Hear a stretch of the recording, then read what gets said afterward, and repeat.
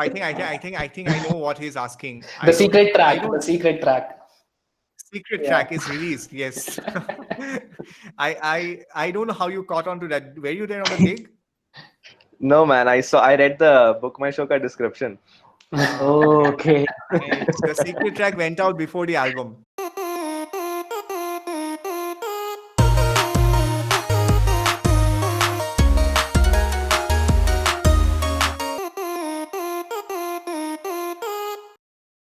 That's basically it. Okay. Okay, cool, bro. Yeah. So, anyways, you said you can cut it off anything, right? So, yeah. That's cool. So thanks, guys, for doing this. Let's fruit chat. Fruit chat is the name that we gave to the podcast. Nice. All right. Oh, that's cool. Yeah. Cool. So getting straight away into it, what exactly is the story behind the name, the Sahej Project? Sorry, once again, like before we start off, like I just want to know you guys, like let's know you guys as well, because then we can. Yeah, there has not been a much of icebreaker session between us. So Sid, take on. So I am Shridev. You can call me Sid as well. You can call me Shridev, whatever you feel like. I am from Kerala, but I live in New Delhi. I love two things in life. I love science and I love music. I'm pursuing a degree in astrophysics and I'm also doing Fruit Jam. So these are two things that I absolutely love, and that's me in a nutshell. Oh, Hreedish almost does the same thing. Oh, sorry. Okay. So you're pursuing a degree in astrophysics, and like, are you doing a master's or a PhD? No, I'm doing a bachelor's, man. You're doing a bachelor's from where? Which university? It's called the Open University. It's a distance learning university in the United Kingdom. Okay, cool. Nice. So I graduated. I'm a PhD in my specialty is in nanotech, but I'm mostly a physicist. So nice. I think we just did that research on you, and one of the things that we were sort of discussing with each other is like, so you have a PhD in nanotech, and you're also part of a rock band. So you're like Brian May. Just saying, I have a degree in BA Arts Journalism. Just letting you know the dynamics of the video call. Saying I'm a dropout, I don't have any degree. I feel like should I cut it or should I just go and you guys can continue? No. That's absolutely. No, when he was talking, like my brain was just mapping Hreedish. Like, okay, so he likes music and he's into science. Yeah, junior of Hreedish. Like Hreedish junior. Yeah. Also, I think, so what he said, astrophysics also, the Big Bang Theory and all coming to my mind. No, he's an astrophysicist. So Right. I am Ayush. I am. You should not call me Khatri. I am Ayush only, and I'm not as educated as you guys. I'm a dropout, engineering dropout. Apart from that, I do Fruit Jam. I'm involved in one other startup named Book Loop, wherein I'm trying to create a library or a community of readers which is highly interconnected, and they can just rent their books which they have read once, and it forms a community around that community, and it grows from there. So that's pretty much it. That's what I'm doing. Very nice. Yeah. So starting from there, how are your lives going? How's the pandemic treating you? I think from our perspective, we've been keeping ourselves busy. I think all four of us, we've been involved in some way with music. I think Varun has been doing some active music with his other band as well, Barfi. I have been doing, along with these guys, we recently recorded for a backing score for a movie, actually, a short movie. So that's almost there. We'll release it as a single track as well. And otherwise, we've been recording some covers, and regular stuff is going on. Apart from live music, everything else is actually going on from our sides, because all of us have a home setup. We can actually send stems to each other, send ideas, and they can record over it and send it back. Sort of, we can write music online. That's the best part of this age of quarantine. So I think that's how we are surviving as a band. Yeah, I think it's better in most. So it would be amazing that if you guys can introduce yourself also one by one to the audience. Okay, Varun. Yeah, Varun, yeah. Varun, okay. All right. I am 25 years old, so I just finished my postgrad last year, so in masters in Christ University here in Bangalore itself. I did my journalism, but I have no interest to get into that field and work there. So right now I'm teaching a few students. I'm teaching guitar actually. I'm a guitarist too. I sing. I play guitar. So I'm teaching guitar for few kids. And then yeah, like I've been doing a lot of covers lately this quarantine. I did a show actually last week. I had a show in Taj Airport.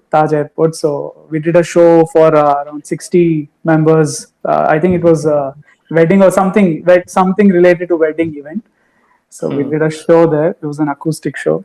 Otherwise, I've been listening to our own music. Sahej, we have our album. I've been listening to that, like thinking of new ideas. And I have another band also, so I've been working few original songs for that also.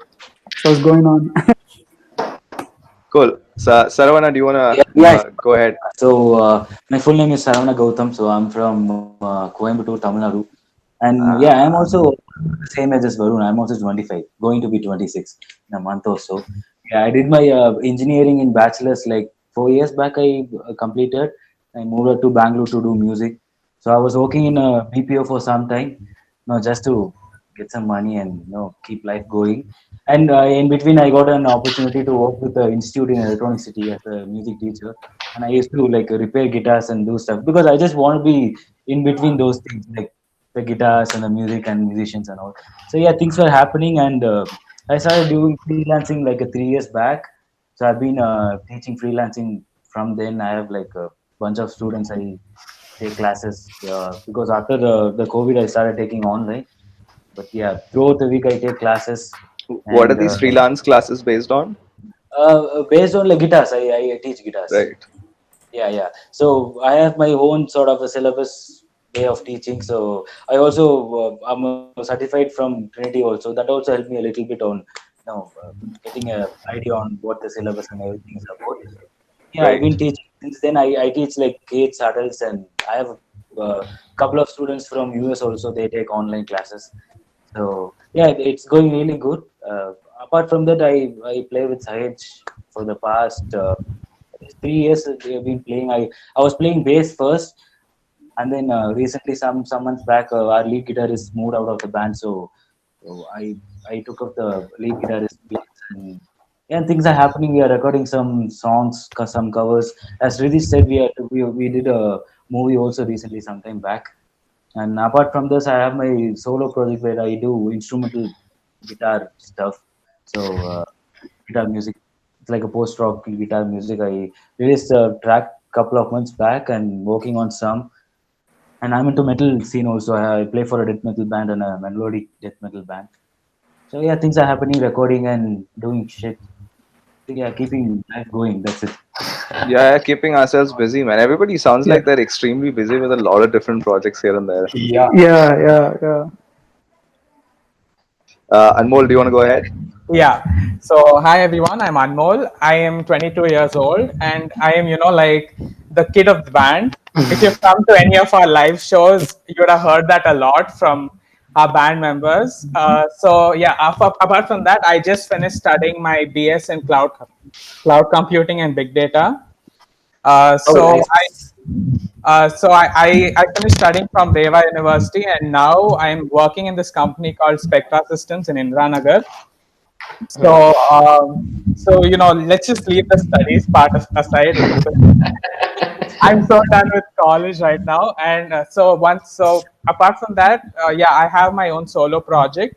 So I sing a bit too, and I have two songs. I've released two songs which are available on all streaming platforms. It's called Best Friend and Fall for You. You can find it on any streaming platform. And apart from that, I play percussions for Bharti India. That is the one which Varun sings for. So yeah, and then I do a lot of drumming, a lot of freelancing with many bands, in and around Bangalore. And yeah, that's about me in short. Right. So basically, you and Hreedish are the only ones in the band who are doing something outside of music as well. Yep, I guess so. Right. Hreedish, go ahead. So I moved to Bangalore in 2012 for my PhD, for my master's and PhD to ISC Bangalore. And before that, I used to do music just as part of the college band and stuff like that. I was not very serious about it, but after moving here, I started to take lessons in piano in one school in Bangalore, and from then I started taking music slightly more seriously, especially music writing. And I met a couple of very brilliant songwriters in Bangalore, and then happened to form this band, the Sahej Project. And from then on, it's been going on like that. My studies and my research on one hand, that's the day job, and then evenings I've been playing enough music, practicing, writing music. And in the process, this band formed, and I met this amazing bunch of people. It was initially started with another friend of mine, Nukul. He's Right. left for his hometown back in 2017. So since then, he's not there in the band. Mhm. But yeah, so that's been about me with the Sahej project. And apart from this, I do like to travel a lot. I travel solo, I travel with my friends, go out camping and hiking. What else? I love cooking. I love cycling, and yeah, so there are enough things that are there to keep myself busy apart from my Yeah. research and music. So yeah, that's briefly me. Right. So what's the story behind the name the Sahej Project? Where did the The name come Sahej from? project. Okay, the Sahej means there are different meanings that we found for this word. The particular meaning that we picked up was it means immaculate. It's a Sanskrit word. It means immaculate and pure. So somehow, when we were starting off, me and Nukul, we were trying to find a name, and a lot of fancy names were coming to our mind. And some one fine day, we stumbled upon this Hindi or Sanskrit word, which is called Sahej. And then, kind of, we both thought, okay, let's try this out, and if it feels well, and it felt good. Although most of our music was written in English, we still write in English because I can't write in any other language. Mhm. But somehow the name, the feel of the name, I think there's a connection. I won't be able to explain that to you how I felt with the name or how he felt and how these guys feel with the name, but it sort of made a connection with us, and we thought, okay, let's go ahead with this. Right. And this was formed back in 2014, right? Uh, 15 Probably years. around that time. There is not a definite month or a day when this was formed, but it was initially a songwriting project between me and Nukul. We used to meet either at my place or his place, go over there, I used to play the piano, he used to play the guitar, just jam on there and sing random melodies, and couple of songs came up like that. And then yeah, so then we thought of including other people. So Varun came in as a bassist, initially came in as a bassist, and we had a different drummer. So we actually initially thought that we had like 4 5 songs which were good in our books, like we thought those songs were good. So we thought of going into a live recording session. So we're getting other musicians to help us out. So in that process, Varun came in and he took a lot of interest in us in the band's music, and he stayed along since then. And he also co-wrote a lot of songs with us, actually all the songs. And then, so yeah, around that 2014-15 timeline, that the band as the Sahej project started, and then we've been active in the recordings, in the live scene in different ways. That's Right, amazing. right. Awesome. Awesome. So like, so when it comes to playing live gigs in the scene, so who does what in the Sahej project? Do you mix and Okay. match, or a particular role? I guess you are the lead uh, singer. yeah, as So of now we have kind of defined it very well. Before that, when we started off, because Varun is he's a very good guitarist, B, he's a very good singer, C, he's a very good bassist. So you give him anything, he can do it. And then yeah, same goes with Saravana and Anmol joined us later, but same goes with both of them. Saravana is a very good bassist. He joined us as a bassist. I think that's his first passion. He's a Right. very good guitarist. And also Anmol is a very good drummer, percussionist. Plus he sings very well. You should listen to his solo stuff as well. It's on yeah, Spotify. yeah, I've heard. Yeah, we So heard of that. yeah, so that way everyone is sort of multi-dimensional in the band, but Right. we have to kind of look at the logistics and keep it as simple as possible. True. As of now, we have defined Yeah. the roles very well. So Saravana and Varun are playing the guitars. I am playing the piano or rhythm guitar depending on which song, and I'm the lead singer. Varun is the backing singer, as well as Anmol is also on the backing vocals, and Anmol is on the drums. So that's the logistically simplistic model for the band as of now. But as we go forward, things can get more complicated, and people might get into different roles. So, for example, Gautam is playing the guitars as of now, and since our last guitarist left, so until then he was playing the bass. Then we kind of asked him to play the guitar because we're not able to find anyone suitable. So as of now, I think on the recording scene, he's taking care of both guitars and bass. So that way, we are kind of using all the dimensions of each and every individual. Right. So right now, since you tell me the whole story of the whole thing, I can see how the band has a lot of these sort of scientific influences, even from a couple of songs in your album, like Yes. Voyager. That's a mission that happened back in the 70s. The Pale last Blue song, Dot. Pale Blue Got that. Dot. Okay. Yeah. Yeah. Yeah. Nice. So now, since you were talking about the whole viability of having a band in India, are you guys actually able to be financially sustainable just from the band and the band's activities? No, not really. That's not Oh. possible. Not uh, because I think even these guys can tell you from their perspective. From my perspective, the fact is that your creativity cannot be it cannot be dictated by commercial needs or your financial needs. So when you're dependent, your bills are dependent on the music that you're making. You're going to make very, very ordinary and very popping, something that people want to listen. And not everything that we write is for everyone. So we have to make that boundary between what we want to make and what people want to listen. So that way, I think it's not commercially viable because we are writing music that is not, it's not hip hop and stuff that sells every day. Right. So we have to Yeah. look at that angle, and we have to have a financial aspect which is taken care of, and then we write music, and Fair then we write point. whatever we want to write. So that is my perspective. I think these guys can tell you from their own side because they Yeah. have their own. Yeah. Yeah. There are a lot of bands in Bangalore, like examples is like a good band like Brandon and Path and all. They are brilliant bunch of musicians, but they do pop and commercial music, right? The movie music, so they sell really well amongst people. So I think when it comes to Sahej Project, I think we have our own vibe to the songs, and we try to tell our thoughts to our songs. So I don't think I don't think everybody.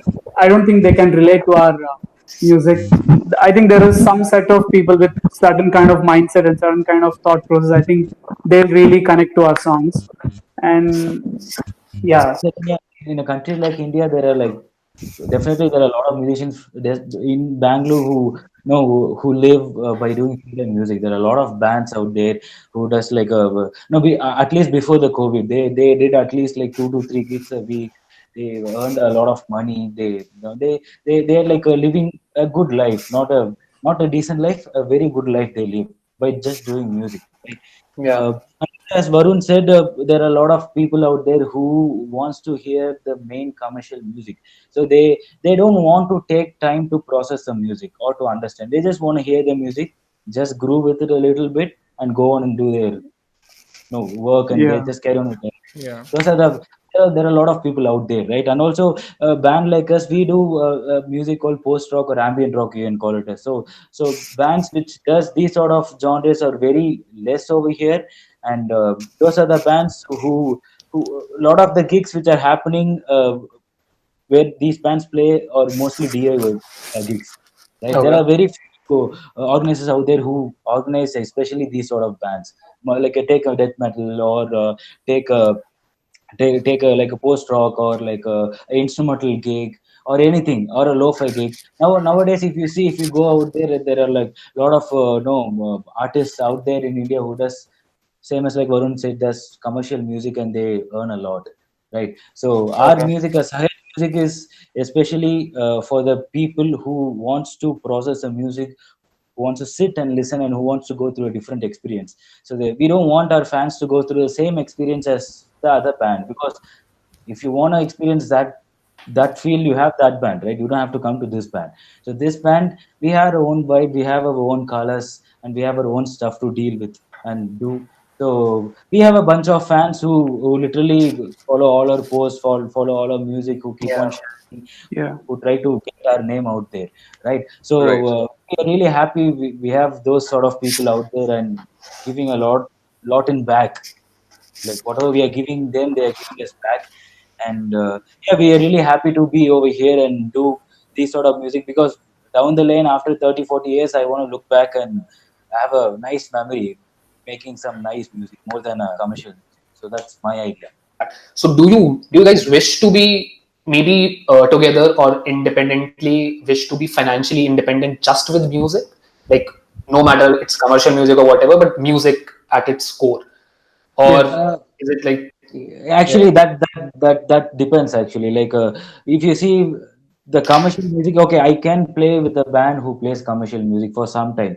I have been in a part of a band who has been doing Bollywood stuff and main commercial music out there, and definitely yeah? we got some money out of the gigs, not that much, but yeah, it was a decent. As the definitely, if I would have gone in that lane, I would have got a lot of money, like maybe big gigs who like Bollywood gigs or a commercial gig or something, right? But same as like I told you, but maybe our brains are designed in a way we don't want to make that sort of music for a very long time. We went there, did that, came out, and maybe if I want to play this same music again with another band, I'll definitely go there and play and come back. But I don't want to do that continuously for a very long time. Right. Okay, I got think it. that answer also will differ from like four of us because four of us are very different Mhm. individuals. So I think the way Yeah. I think, way Anmol thinks, Varun thinks, and Gotham thinks about these things are very different. So my take on that is that I want to be financially independent so that I can make the music that I want. But for example, Varun is also venturing into I think he can say himself that he's also venturing into the film industry. He's already sung a couple of very popular songs in the film industry. So Yeah. he's interested in that aspect. So that way he can make it viable financially just with music because he enjoys Okay, that part of the journey as okay, well as what we do in our band. So Yeah. I think Varun can actually say something on that, I Yeah. guess. Yeah. Actually, with the other band I have, Barfi India, we make commercial music. We also have Kannada original tracks, but other than that, mostly we play, Bollywood covers and popular Kannada covers. So we get good gigs there and with good decent money also. So I won't complain that. But yeah, with I have tastes of both the worlds actually. Like I love film music and I also love the kind of music what Sahej makes. So like I would the ultimate goal is to earn well so that I make music and earn enough to sustain myself. But I don't know like how far it is possible right now, or I don't know how much time will it take. So that is why I think that is the time is the reason everybody is like has chosen other paths like careers to along with music. So without music, we definitely cannot sustain by doing some random job just for the sake of money. So music helps there, but music is helping. It's not enough to alone, not enough to get us, sustain us for a long time. Right. So that's one true. commonality that I drew from what all of you said was the fact that since the Sahej Project's music caters to a certain niche audience, you guys are not able to Yeah. monetize solely from the Sahej Project. Right. So I want to know this one question from each and every one of you. Is it significantly harder for a band to be successful in the Indian indie True. scene than it is for if you were a singer-songwriter, like a solo artist? Okay. I think Okay. both have their Shall own I? challenges actually. Yeah. Tell Hridish. Go on. You can start. Then I can. Varun, you can start. I'll speak later. No, I just forgot. You okay? Yeah, Okay, yeah. that's nice. So actually, All right. I there are a think lot. uh, I think okay, let me start then probably.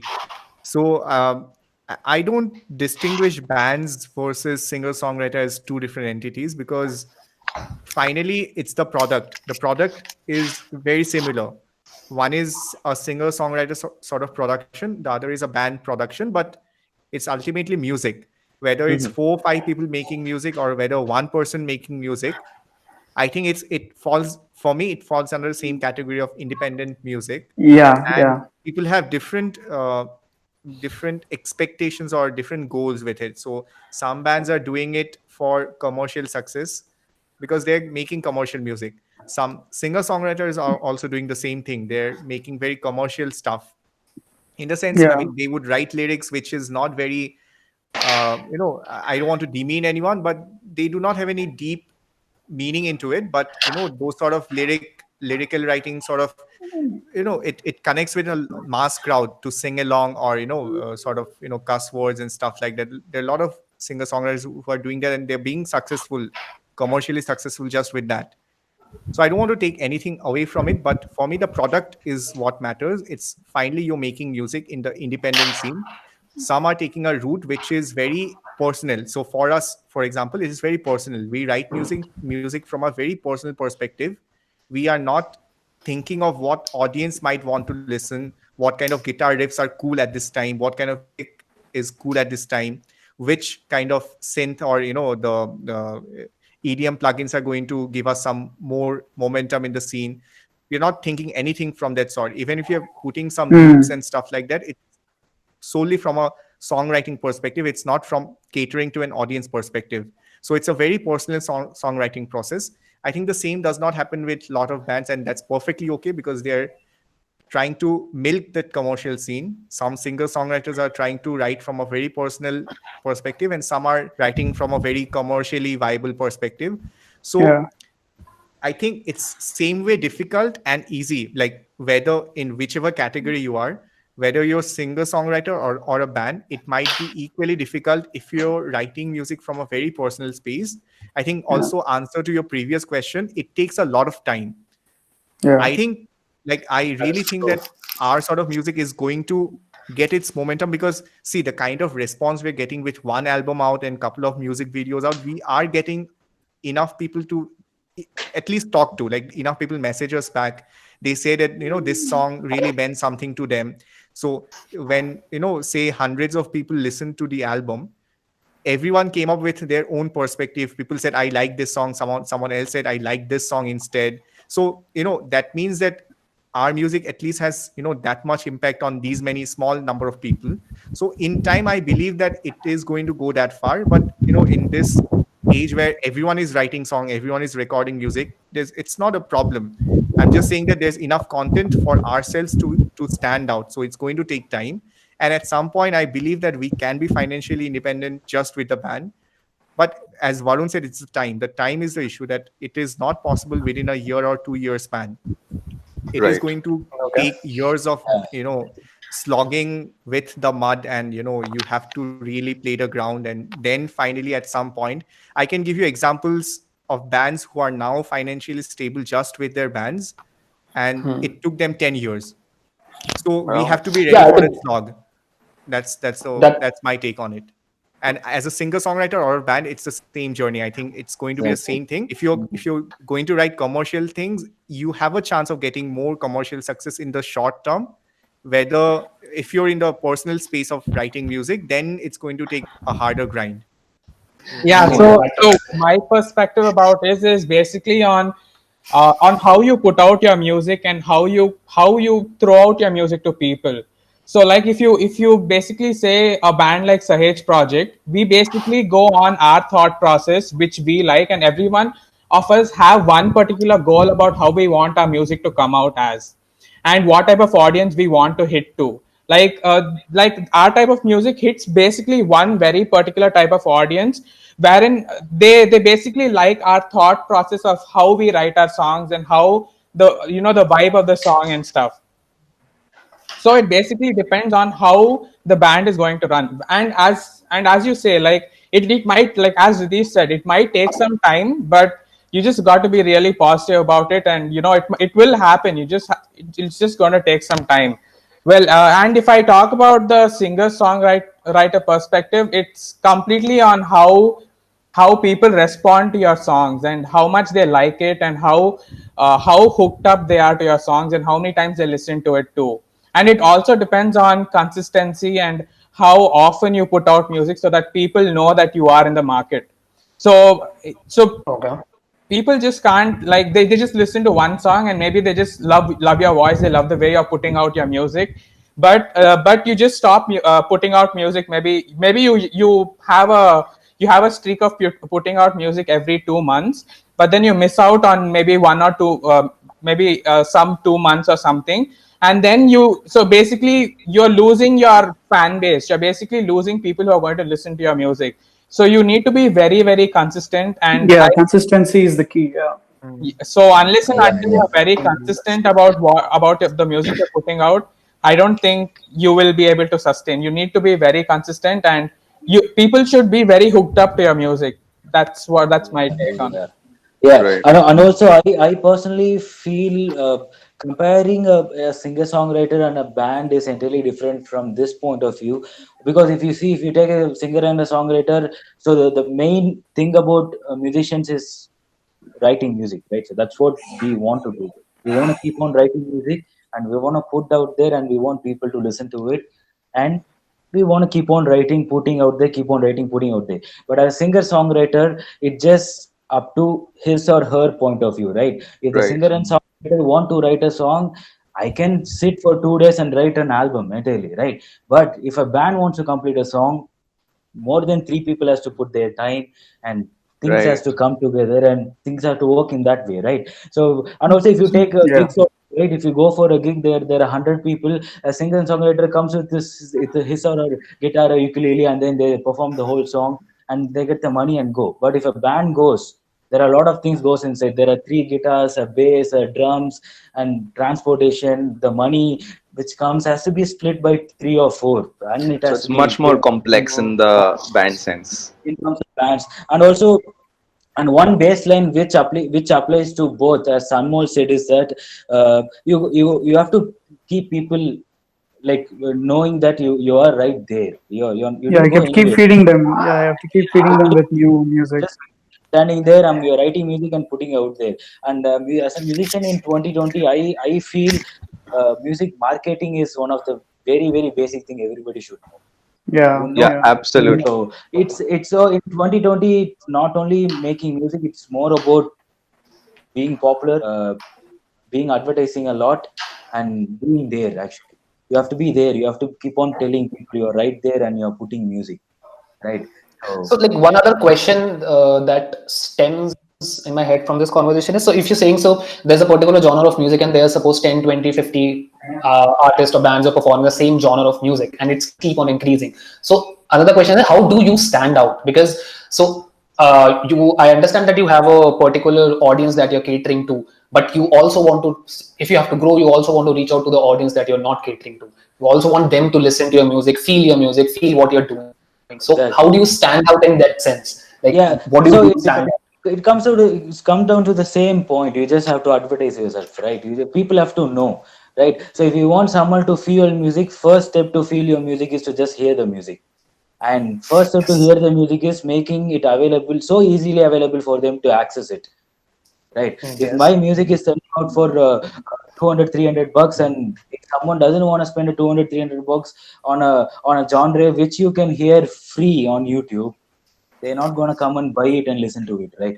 So you have to make your product very accessible, and it should be very easy for the audience, because same it comes with the same perspective of any other products, right? If you want any other thing in our life, we Google it, and we mainly click on the links, maybe the first 4 or 5 links. Nobody gives a shit about what is in the second or third or the 100th page, right? True, true, true. Yeah, I have a slightly more basic and I think what Gautam said is on the marketing side, and when it's out there, when you want to stand out when the music is already out there. I want to speak from a perspective which is before making the music or when you're writing the music. I think the way to stand out, that's what I believe personally, is what I said earlier, that your music has to be very personal, because I think at this time, if you're influenced, because all of us are influenced by everything that we listen to. We are listening to music on ads, on these streaming platforms. The music is going on in the backdrop all the time. So we are unconsciously being influenced by music all the time. But from a very when you're writing music, I think the way to stand out is to write music from a very personal perspective, from a very personal space, so that you're not taking all the influences and you're highlighting one of the influences, saying that okay, I want to write music like this. If you're consciously writing music like someone, then you're not going to stand out, because there's already that That's true. someone is there, that someone is probably more popular than you, so people would rather listen to their music. But and also production wise, I think we have reached that threshold that people can now produce music which is kind of well produced from their homes. So it's not like I have an edge because I have a home studio. No, I don't have an edge, because everyone can now produce music which is at a certain level, it's good. So the way to stand out from a songwriting perspective to the audience is to write music where people know that okay, this is a feeling that they have not had before by listening to someone else's music. So if some music is written from a very personal space, I think it takes time for people to get into that music. It takes time for that music to propagate in the world. But ultimately, you're going to get that audience. With time, you're going to get that audience where people do respect the fact that okay, this is a song that they have not heard before. This is something that they have not felt before. So I think Yeah. that's from a more basic perspective, that if you need to stand out, now is the time that you write music without consciously thinking of any influences that you've had in your life. Right. Yeah. That's very Yeah. insightful. Yeah, like as Yeah. like Hridish, the band like Coldplay, like when there's like they have a very different genre, relating to Hridish's comment, like Coldplay is not completely pop, nor it's completely rockish or progressive. It's somewhere in between, and the kind of songwriting they do, it's very personal to them, to the band specific. So I think that way, as Hridish said, I think it'll take a lot of time. It took a lot of time for Coldplay to to get there, Yeah, but yeah, yeah. they have their own audience, right? So their audience is not completely pop. It's not like popular music, and it's not Hmm. progressive or rock. Yeah. Also, it's somewhere in True, between. true, true. So Exactly. what are Yeah. some of the artists and bands that have actually influenced the Sahej project in your journey, and both Indian and international as well?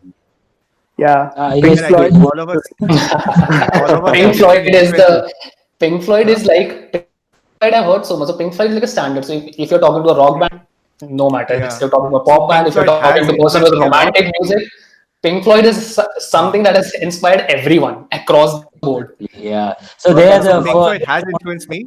Yeah. So I think all of us have different influences. So Yeah, from my perspective, from my influences, I think Pink Floyd is one of the first influences. I think piano playing wise, I was very influenced by Beatles piano songs, all the songs that they were on the piano from Beatles. So I used to learn those songs. So somehow I try to emulate those. So those are unconscious influences which build up when you're learning music. yeah, Then Yeah. then different bands, like I used to be influenced by Simon and Garfunkel harmonies. So if you can mm, ask my band members how much I emphasize on harmonies in the band, yeah, it is yeah, because my very early influence of Simon and Garfunkel. Because yeah, I used to so it was back before I used to even sing. Probably I've been listening to that kind of music.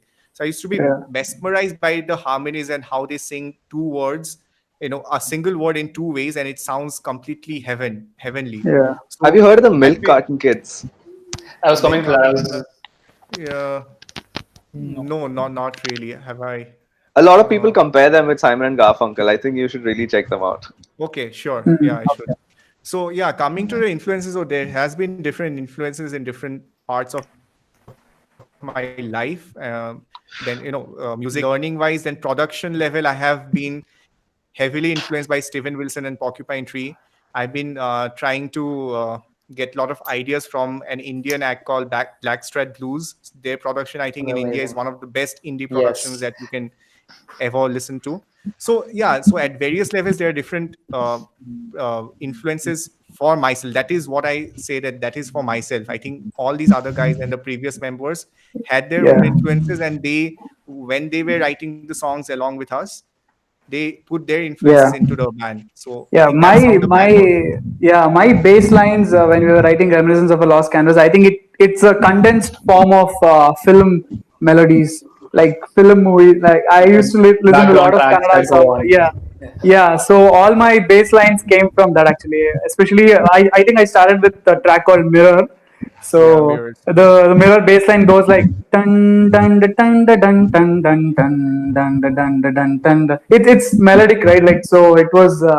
I think it's the condensed form of film Yeah. music. So when I heard Sahej for the first time, so Hreedish sent me some sample before I know he auditioned me, and I heard Mirrors for the first time, and I was like, oh fuck, okay, I want to play with this band. So that was the first. Mhm. Yeah. It's the music, the bass lines, and everything, and also talking about the influence. So most of the influences are from outside India, outside the country, outside the border, right?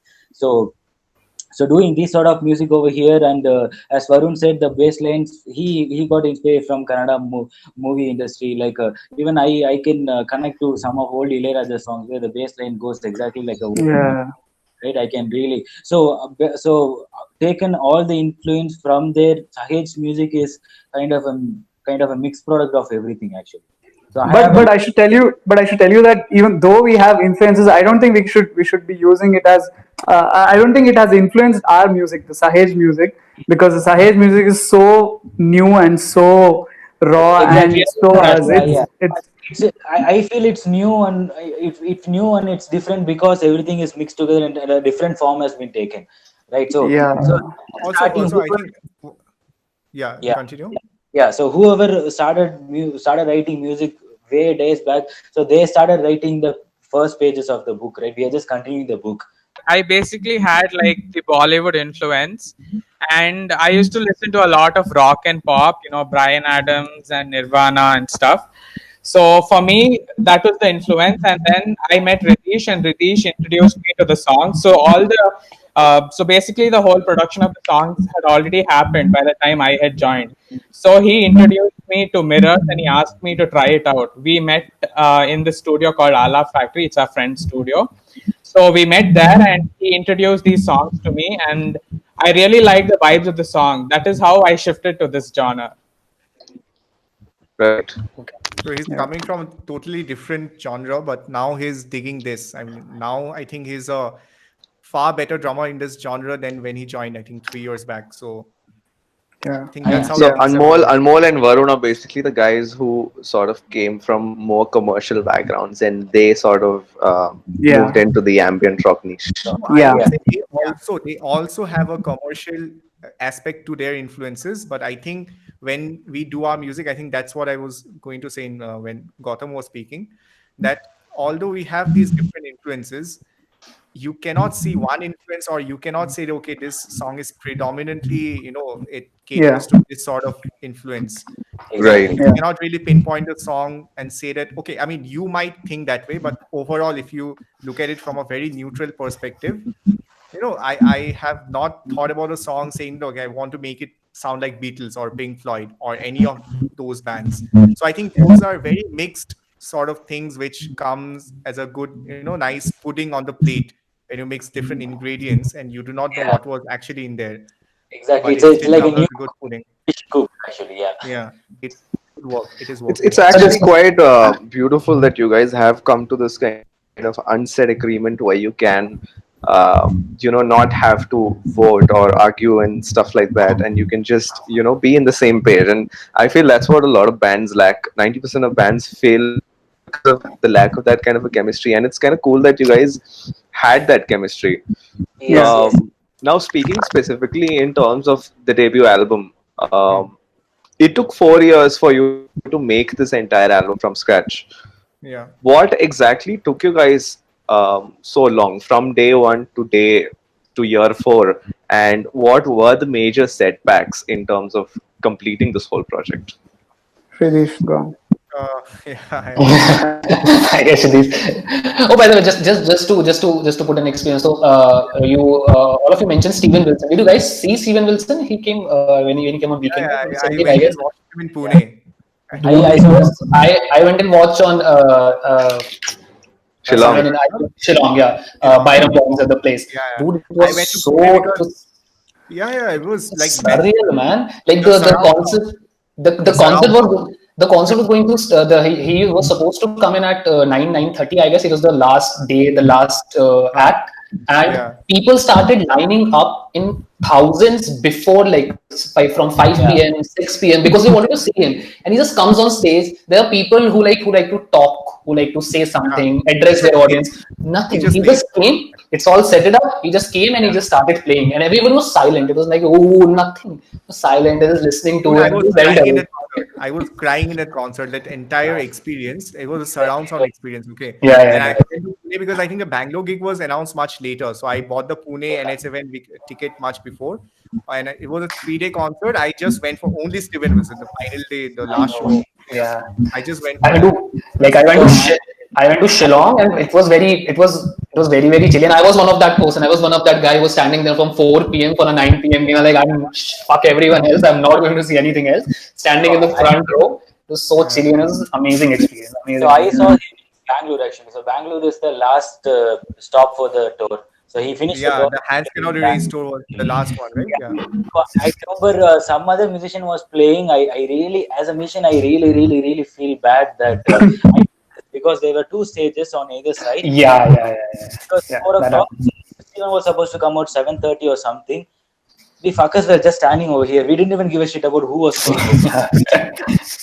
Really bad about that, but I just wanted to see Steven Wilson, and it was really nice. Yeah, it was a wonderful, Really amazing experience. So yeah, please continue. Coming back to the question that Sid asked. Yeah, what took 4 years? And what were the major setbacks? Yeah, so setbacks and 4 years reason for the long time. So I think it's also because I have been influenced by so many good albums. So the reason that it took long is because first of all we wanted to make an album because I have always been uh, vocal about this concept of an album. I wish we still had vinyls and all that. We don't use vinyls. We don't have those players anymore. We don't even have CDs anymore. But still, that album as a musical experience or a movie, sort of an imaginarium where you're experiencing one entire set of story. So that was a concept behind writing an album versus writing a song. So if you have seen the album, it has 9 songs. So all of them could have come as an individual product, like a single or something. We could have marketed each of them as a single product, but we kind of agreed at an initial stage that actually, that's the point. We had actually more than 9 songs. We kind of closed in on this 9 songs because they, as a in that sequence, sort of told the story of reminiscence of a lost canvas as we imagine in our heads. So that's why we decided that let's do this as an album rather than making it as single. So if we did agree on making it as singles, then from 2016 or even 17 onwards, we could have released one single every 2-3 months, and it would have completed by the same time, 4 years. But the reason is that we waited on this entire album to kind of polish up each song, kind of going into the next. The storytelling has to be the way we wanted. So we added some more materials, writing materials before and after, in between the album, stuff like that. So that entire process, plus the other part was the production bit, because we had imagined this album to be one of a kind, in the sense we knew how the songs should sound like. And once we recorded the music, we wanted to give it to some studios outside. We did try, we wasted a lot of money, but we never got the product that we wanted, the mixed tracks and all that. So it was never the thing that we imagined in our heads. So finally, then I decided, since I was already trying production myself, I had recorded the band for the album. So I decided that I should be the one who should be doing the mixing and mastering of the album. So that process kind of took long because I had to kind of get expert in that craft for me to say that okay, this is the final product. And also, like when we started the album, no, like it was only me, Hreedish, and Nukul writing. I also, in this 4 years, I think we also evolved as musicians, and also our tastes changed. Like when we started, Mirror was something else. Like it was, I think it was just like 40% of what it is right now. So like, and Kushal when new people came in, like Kushal came in, Nukul left, and we got new flavor to it, and we thought like song shouldn't go out without this flavor. Like we kind of Yeah, yeah. See, adapted to that every taste, flavor, and every flavor that got added was an enhancement in the song. So we always were yeah, glad that we had that waiting time. And because it was a first album, we never wanted to regret 10 years later or 20 years later that, okay, what shit did we put out? This song could have yeah, been much better. Right. So at least in Yeah. this last 1 year of release, I've never had that regret. I hope I don't have that regret in next 10, 15 years. yeah, So then I'll be okay. But I yeah, think the effort that went into was to polish the product in a way that we ourselves will never look back and say that, okay, it could have been better. yeah, That yeah, is yeah. art that we made sure that it took enough time. That's okay, but we need to put out something that is good in our own books. Yeah, yeah, and also we didn't keep any deadlines. No, like we just Yeah, yeah, yeah. uh, No, I think it got dragged that way. I think a lot of things because, say, I wanted to learn a certain craft. I mean, for example, I took 3 months just to learn compression. I took some mm, online courses and I took some paid courses from some mix engineers and stuff like that. And until mm, I learned that course, I did not. I so once I learned that, I redid the entire 9 songs, all the 9 songs, the mm, compression part of the each and every mm, stem. I went through mm, that because I learned something new. So that way, I kind of wanted to yeah, put everything that best of my craft into this music, so that later I don't have that regret. So yeah, that and way, uh, yeah, Hridish evolved. I think he was not even a percent of sound engineer when we started, writing these songs, writing the album, and by the end of it, it happened that he mixed and mastered the tracks. So so you can see the learning curve there. It's like sound yeah, engineering is it's a different industry. Though it is so much to music, but it has like so many things to offer and learn, and to be good at it. To mix a band, like to mix just for your sake, anybody can do. Even I can do it, but to bring it to an industry standard, technically right, and also musically everything sounding good, and to put it out, I think, yeah, in 4 years, I think Hridish's biggest gain is he's a sound engineer now. could have been better. Yeah, That's but what. but our next album will be like, if we start this month, I think Yeah, in like yeah, 3-4 months the songs yeah, will yeah. be ready.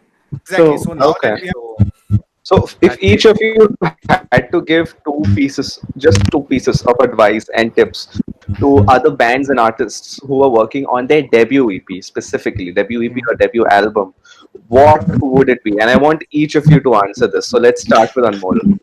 yeah. Well, I would. That's what. If they're going to push out all their songs at once, they would really need to have maybe a marketing agent who's going to help them push out their songs to people, because that is really important. And once they, That's number one. yeah, and once their songs are marketed, they need to they need to find shows. Performing is one of the main ways wherein you can push out your music to people. So unless and until you don't perform, people are not going to know you exist.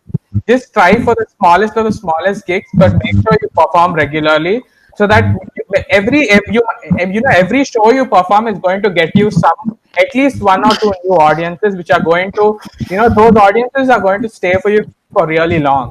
So these are my 2 points on that. Yeah. Gautam, go ahead. What are your 2 suggestions? 2 points are, the first one is that, as a Dude, the buzz is back. Can you unplug and try it again? is it okay now? I Yeah, think it's better. better. 1 minute. Is it? How's it? Yeah. Yep, Cool. yep. Cool. Yeah. So the very baseline is that first point: know how to do a basic recording of what you're gonna do.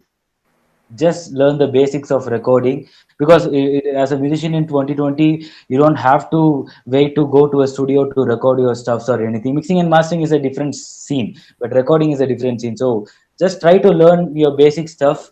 Second one is, have a little knowledge on what is marketing is about, because as a musician who's about to release a debut EP, no one is gonna come forward to do your marketing. You have to do yourself. So yeah, know a little bit about marketing and know how to record. Yeah, too basic. Cool. Varun? Yeah. So there are 2 things. So if you have, as a band, if you have money and if you don't have money, so these are the 2 things. So one, if you have money and you have the expertise, or you're a good musician, you have stuff with you, put it out. do a scratch recording, and then take it to a producer or a label or music marketing companies such as Believe and other things, and market your give out a nice music video to it and then sell it. Or you don't have money, go the Sahej way. The Sahej way is learn the skill, like find a somebody from the bandmate should become a sound engineer, somebody should be a video editor. I'm a video editor for Sahej Project. Yeah. So somebody should be a sound engineer, video editor, somebody should know how to record and things. Sorry to interrupt, but so you Yeah, did the parachute wala video? yes, I did. Oh, Really, nice. really need to appreciate it. It was amazing. Like Yeah, Hreedish also send it to us on Instagram. Like gave it yeah. Yeah, it I was think we amazing. gave it a shout out a couple of Yeah, months back, right? yeah, Yeah, that's yeah, how I you did, remember it. yeah. That's how I remember Oh, it. Okay, I released a video with the animation and stuff. So I do yeah, some basic editing myself. So yeah, it was pretty. yeah. Just continue. Just needed to appreciate that. Yeah, so thank you. So you have to go the Sahej way. So that is to find a sound engineer in your band, within your band, a video editor, videographer for your music videos, and learn the skill. Take few years. It doesn't matter doesn't matter 1 year or for 1 month or like 4 years. If your stuff is good, it's gonna last really long. So, but it's a different thing for popular music. Like if you're into pop and film music, you have to be quick, you have to be consistent with your output, and that way. So I think self. What word can I put? Like self sufficient or what? Like something. A band should be Yeah, self sufficient. Like Be a the they hustler. should have a sound engineer, video editor. yeah, what you said So was you like Sahej way, right? Yeah, yeah, that's because what it we are. takes a lot of money to do a music video. Like decent music video will cost you 30-50K, and you need to find an editor, edit it, and you need to spend a lot of. And we also did for Sahej. Like we recorded just drums. It costed us 3-4 thousand for 2 hours of this thing, and the snare was sounding shit. So we had to scrap out the whole thing and record it at Hreedish's room itself. So Yeah. Yeah. I think you have to be self-sufficient. Like you need to know all aspects of producing a music. It's just not audio. It is post. Right. It is posters, The entire marketing. package. Yeah, Yeah. entire package. Yeah, And also, I yeah, feel like this is a very apt question for Sahej because so last year we threw our debut album release gig. So literally from the scratch, from 0 to 100, Everything we literally did, yeah. done by We yeah, Sahej. sold our own tickets. We sold our own Exactly, tickets. yeah, I think everything. Gotham printed the tickets. So yeah, Gotham everything. signed the tickets. Yeah. So I took care of the ticket printing and the panel printing and all. Varun took care of getting arranged with his equipment and stuff. Hreedish took care of some stuff. Anmol took care of some stuff. So everyone has their own stuff to deal with. So we took around like a month or two, I guess. Yeah, I don't Yeah, even about remember how long two we months. took. About 2 months until the gig, Two yeah. months. yeah. We It was a basically hit show, but like we had yeah. fun. Like Yeah. it was houseful, more than houseful actually. So We converted, if you guys know, we converted a non-music venue to a music venue. Basically, Exactly. it was called the Dialogues Cafe. I don't know Yeah, if yeah. you've gone there. It's in I haven't gone JP there, but Nagar. I've done enough research Yeah. about you guys to know that So that place exists. yeah, so Yeah, Dialogues yeah, Cafe is not a music venue. They don't have the sound setup. So actually hired, so Dialogues Cafe guy, he was Ankit. He was a very nice person. We had performed there in acoustic gig many years back. So once we asked him like we need a venue to perform for our opening album opening gig, he said you can come here, but we don't have a setup.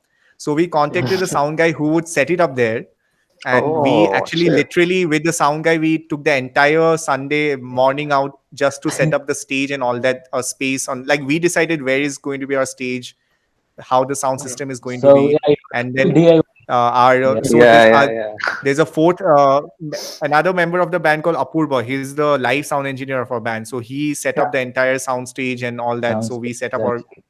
yeah, so Yeah, then visuals and all that, we set up our LCDs and all. It was a pretty good show actually. We like sold 100 plus tickets on a single day for our this thing. exactly. Yeah, Personally, it yeah. was not I through actually have one with question my about that. I have one yeah, specific question about that particular gig. But before that, yeah. Hridish, can you just tell us your two Yeah. tips? So yeah, my suggestion would be to any new band is not to be in a invisible competition with anyone else, because you're always going to lose it. Because see, if you're in a competition, say I have to release something in 2 months, I think the question is who are you in competition with, because of, how are you putting that 2 months deadline on yourself? Because in 2 months, if you can make sure your product is good enough to go out to the market, then it's good. But if you're in an invisible competition saying that, okay, so many bands are releasing, so I also need to release, or thinking that, okay, this is a good time to release because people will listen because of lockdown and all that, I think that is all bullshit. If you go by any of that, you're going to compromise on the product that you're going to put out, and that's finally going to hurt you more than, increase your popularity and all that. So that's one advice: don't be in an invisible competition with anyone. Focus on the product. If the product is good, only then you put it out. The other thing is, as Varun said, learn your craft. I think that starts from music writing to producing. That's, part of recording and stuff. And production also involves your visuals and stuff, your music videos, your album art, and all that stuff. You need to know how to do it, and you need to collaborate with the right people to do it. So those are important part of the entire thing right now, because you don't have a label. You don't have a label who's going to take care of, say, your album art or your photography and all that. You have to do it yourself. So I think learning your craft, I include all of that, not just, so two advices. I think, don't be in a competition. I personally agree with Hreedish about waiting for a right musician to collaborate with, because I've been in the Bangalore scene for the past 4 years. I've been playing with some bands. I played with few bands before that. I broke up with them because I didn't have that connection with them. More than making music, you need to have that connection, right? So first time when me and Hreedish met, I really like the music. More than that, we connected on the aspect that we both like Steven Wilson. Then comes the picture, he likes Steven Wilson, I like Steven Wilson. So the mindset is gonna be the same, right? There is one less shit to deal with that is gone outside. We have other things to deal with, right? So yeah, waiting for the right kind of music or the people to work with is one of the very important thing, I guess. So if you do any shitty work and regret later, you have to do that. Yeah. Right.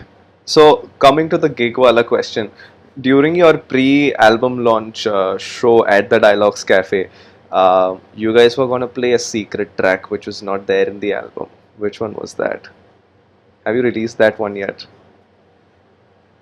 I don't know how you caught on to that. Were you there on the gig?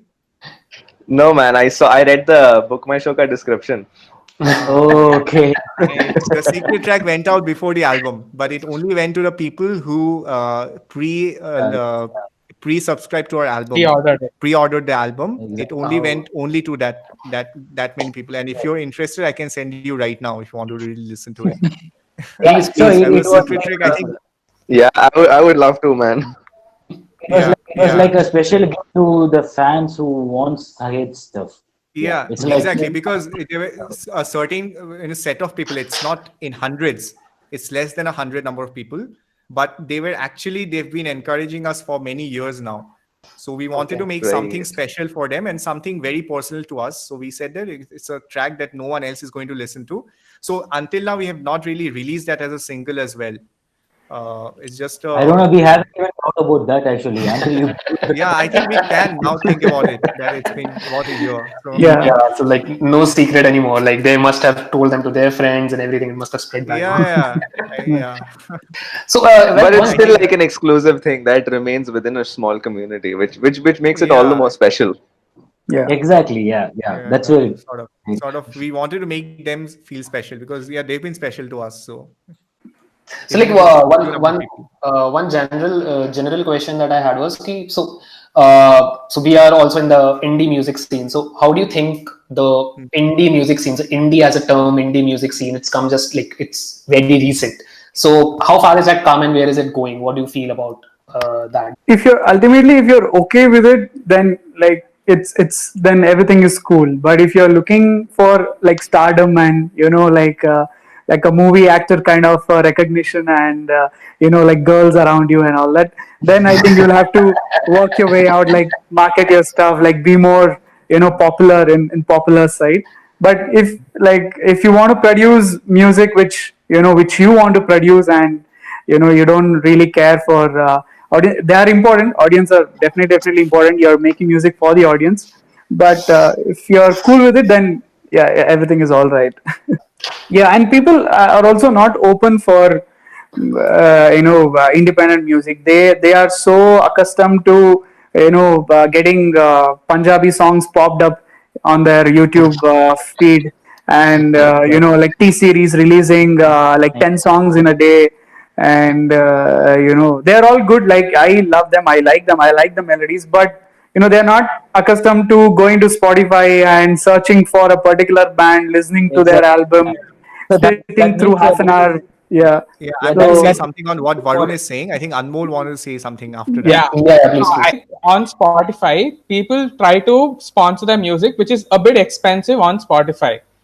So basically, sponsoring your music is an expensive task. So people who have the money can do it, and they try to hit some type of mentality of people. Like they try to hit the mentality of people who listen to one particular type of music.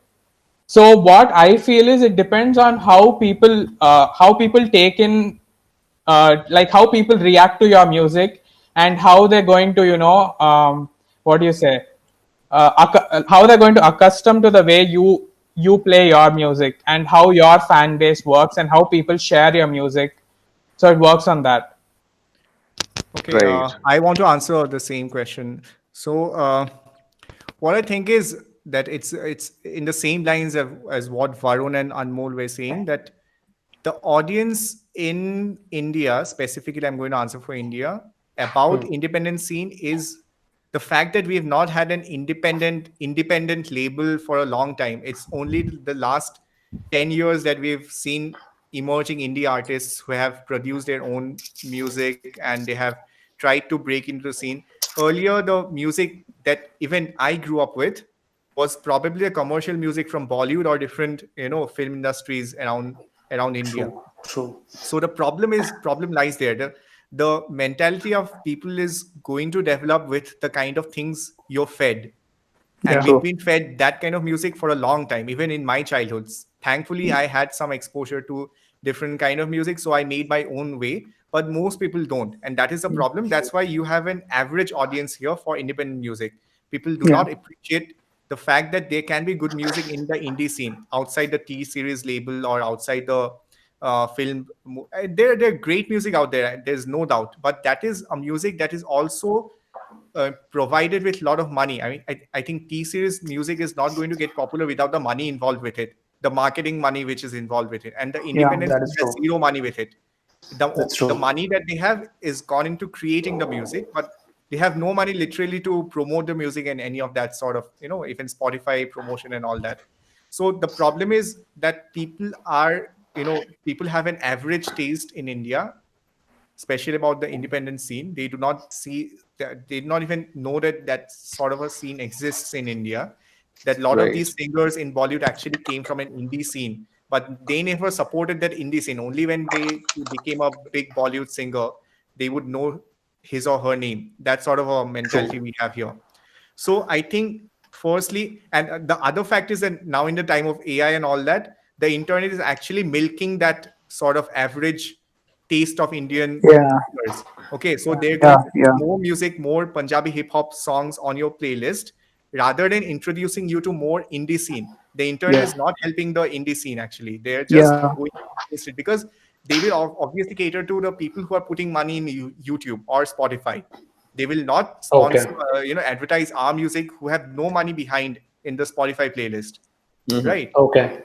So I think Sweet. the average taste of listener is being milked by the internet with the AI industry. Everyone is using an AI algorithm to recommend stuff, and they're recommending more and more commercial stuff rather than getting, having any influence towards the indie scene. So that is the challenge right now, that whether you want to be on that part of the hemisphere or you want to be on this part where you are creating music from a very personal space and then you're putting it out and then you expect to do small gigs and get 10 people at a time or even 5 people at a time to listen to you, and then come back, follow your Instagrams and follow your Spotify's and then slowly build on that. I think people at this age are in a hurry, and that's why even the musicians in the indie scene are trying to hurry it more than they can.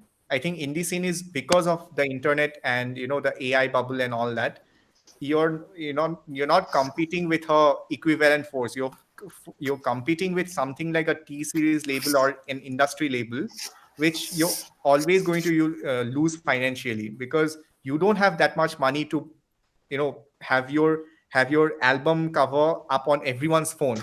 Literally, if That tomorrow is T true. series releases something, even if I don't listen to any Hindi songs, I'm going to see that on my phone somehow, on my news feed or somewhere. I'm going to see it, Yeah, yeah, yeah, yeah, right? yeah. But Yeah, that doesn't happen to any indie scene. I put something on iTunes. No one is like, even in my friend circle, they really have to type the name and then go through three, different kind of search results to check which album am I talking about.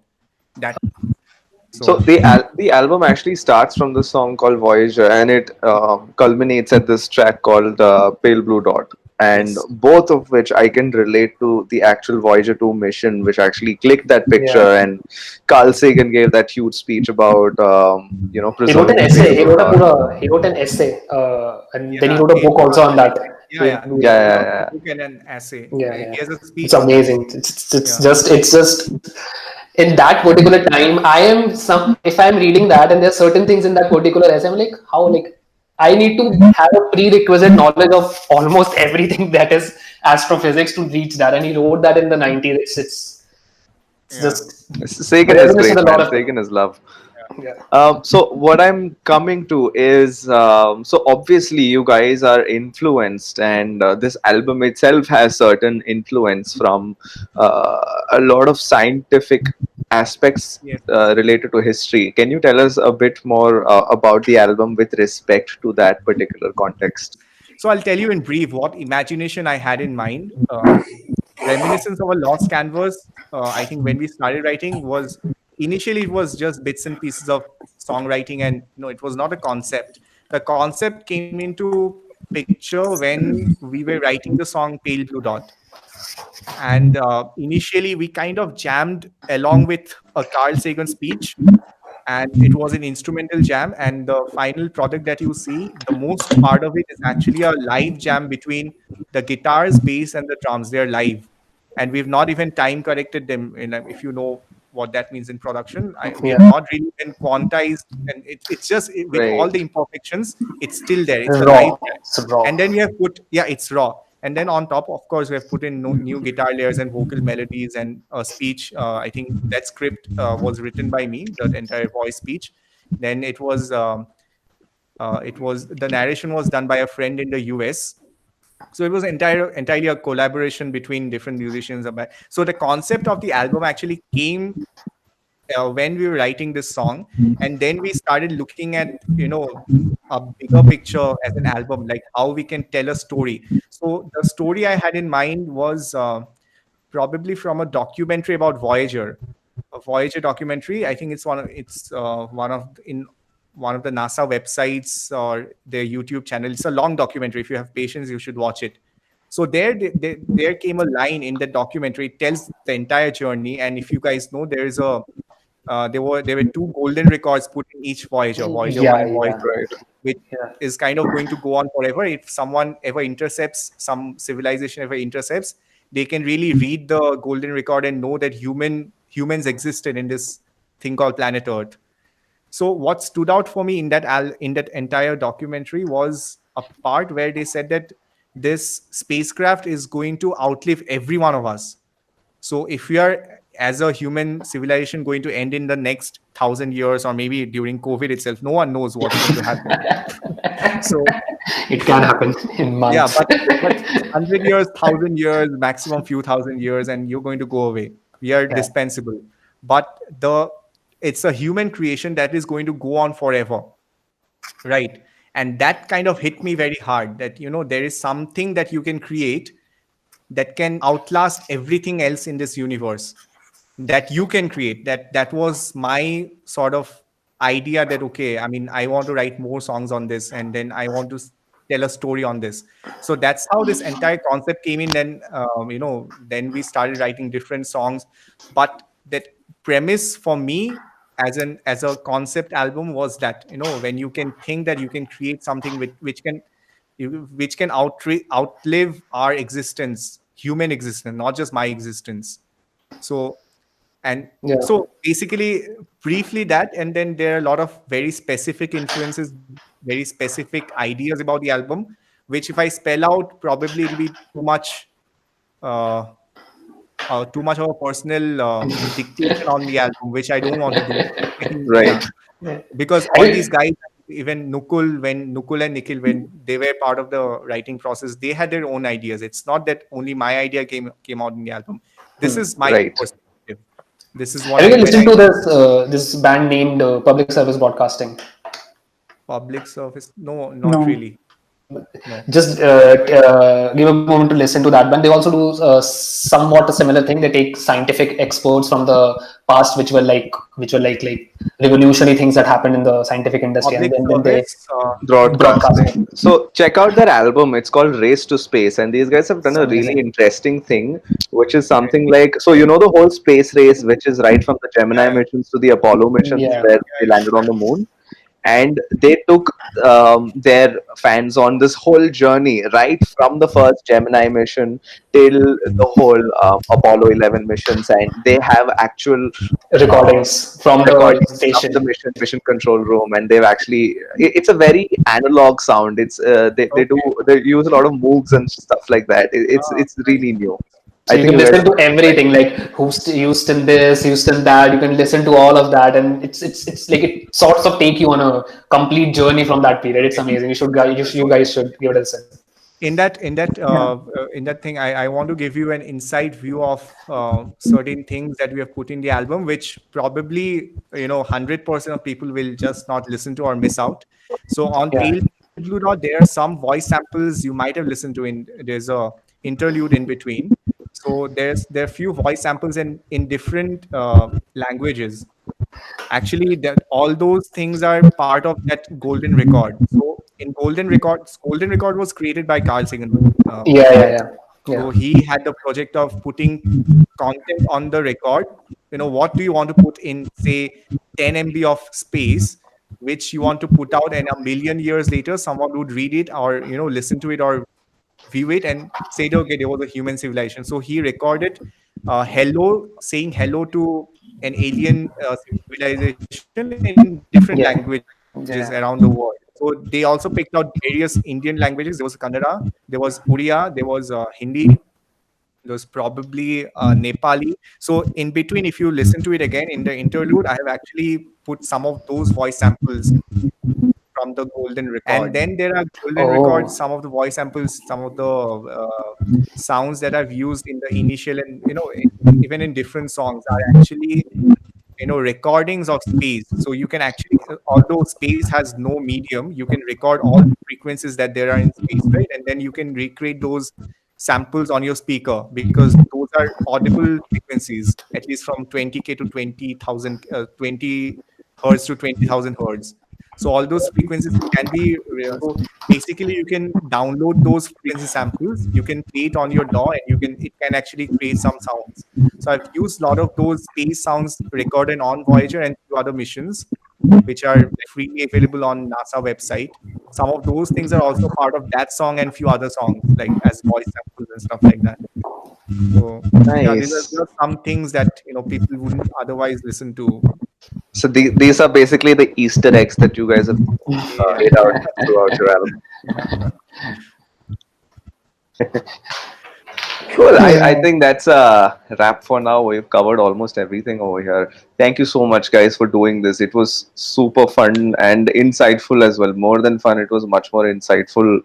I am also a singer songwriter. I don't think I mentioned it earlier. So, I have seen your profile, so you're actually a very good singer.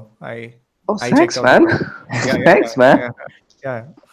Not very active over there currently. I'm also working on my EP, so I have something. So I was really pleasantly surprised when I came across your EP, because I have something similar in mind. So astronomy is Okay. something that has been a very core part of me, and Yeah. I want my debut EP to be centered around the whole astronomy aspect as well. So I've just been trying to merge the whole musicality and astronomy aspect of it. And as a fun fact, I've also released a song which is based on the Pale Blue Dot video. Okay. Is the song that I released called Temporary, and that's actually the only song that I like which I've actually written. And That was the first one that you released. I was there. This was the one that I was there with you at your place. yeah, this is when you came to my place in Kerala. Yeah. This was first one. Yeah, I It's remember. called Temporary. Yeah, it's called Temporary, and this is also, this entire song was completely inspired from Carl Sagan's Pale Blue Dot. So whenever I like perform this live, I always play the Pale Blue Dot ka 2 minutes ka clip, and then I start singing the song. Hmm. Oh, Okay. Nice. I'll listen to interesting. it. Yeah, sure, man. Understood. Let me know Yeah. how it is. Yeah, Hmm. yeah. I'll message you once I Also, listen. don't forget to send me the secret track. Yeah, please. Oh yes. Can you Send us just on the please send me channel. your text with your email ID?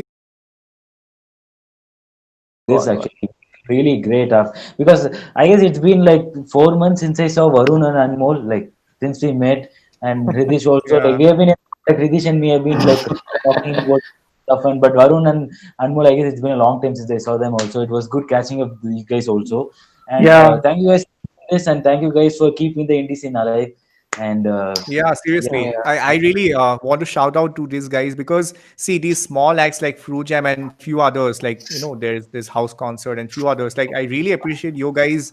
Like I don't know what you get in return. I really don't. I mean, but I really appreciate you guys for doing all these things because see that is why we also as musicians want to be part of this because we see that some selfless people are running their asses behind it. So when you see Yeah. that sort of thing, you really want to, okay, I mean, I don't care about how much I'm going to earn through the concert, but yeah, be part of it because I know that we four are giving a similar effort behind a band. So when we True. see some other people passionately doing something, it really Yeah. feels like, we should be part of it. So really appreciate you guys doing this and hopefully Yeah. we'll be part of a real gig very soon with Fruit yeah, Jam. very Yeah. Yeah, Thanks, sure, man. man. Sure, Thanks. man. Thank you so Yes. Really much. appreciate it. It was amazing talking to you guys. Yeah, Thank you. amazing talking to you guys as well. And Yeah. thanks for having us all four of us here.